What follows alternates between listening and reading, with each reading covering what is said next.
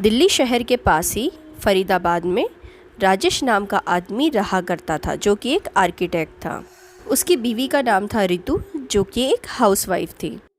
उनकी शादी को 8 साल हो चुके थे और उनकी एक बेहद ही प्यारी बेटी थी जिसका नाम था आर्या, और वो 6 साल की थी। रितु, एक अजीब सी बात हुई है। गांव से चिट्ठी आई है, लिखा है जल्द से जल्द आने को। पर ये चिट्ठी लिख कौन सकता है? ये तो बहुत ही ताज्जुब की बात है, क्योंकि मम्मी पापा तो अब इस दुनिया में रहे नहीं और ना ही आपके कोई भाई बहन है। तो ये चिट्ठी भिजवाई किसने होगी, कौन हो सकता है? ये सब बातें आर्या खड़े होकर सुन रही थी। मम्मी पापा, हमारा एक काऊ भी है, आपने मुझे कभी नहीं बताया इसके बारे में। हाँ आर्या बेटा, मेरा जन्म हमारे गांव धवलगढ़ में हुआ था। हम वहीं जा रहे हैं।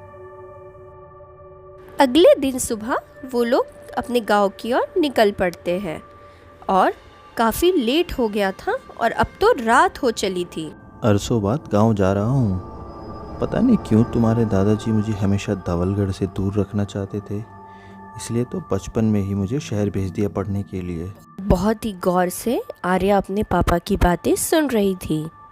कुछ ही देर के बाद गाड़ी हाईवे रोड से गुजर रही थी। बात करते करते उन्हें पता ही नहीं चला कि गाड़ी हाईवे रोड की ओर कब दौड़ पड़ी।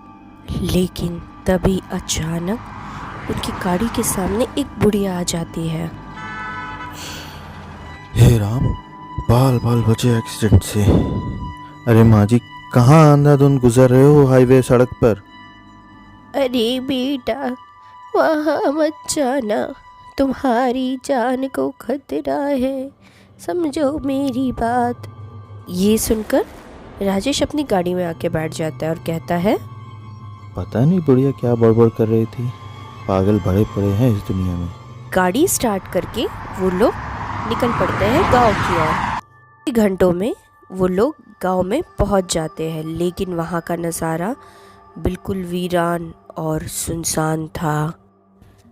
ये तो बहुत ही ज़्यादा अजीब है, पूरा गांव वीरान पड़ा हुआ है राजेश। अजीब तो है, हो सकता है रात की वजह से कोई नज़र नहीं आ रहा। और वो लोग अपनी हवेली के पास पहुंच जाते हैं। वाह, ये तो कितनी सुंदर है और कितनी बड़ी है ये हवेली, मम्मी पापा देखो।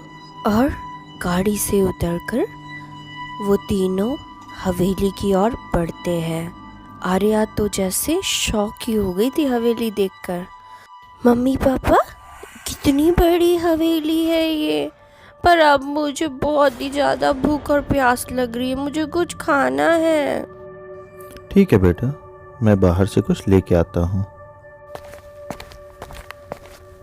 मम्मी, यहाँ पे पहले कौन रहा करता था और आप कब आई थी यहाँ पे लास्ट टाइम? आर्या बेटा, यहाँ पे हमेशा से तुम्हारे दादा और दादी ही रहा करते थे, पापा तो शहर में ही पले बड़े हैं। मम्मी, अब मुझे बहुत ही ज़्यादा भूख लग रही है, पापा कब आएंगे? दूसरी ओर राजेश गांव में निकल पड़ता है और कुछ ही दूरी पे उसे एक साधु महाराज नज़र आते हैं। वहीं साधु महाराज बहुत ही गहरी तपस्या में लीन थे। कुछ और तो नज़र नहीं आ रहा।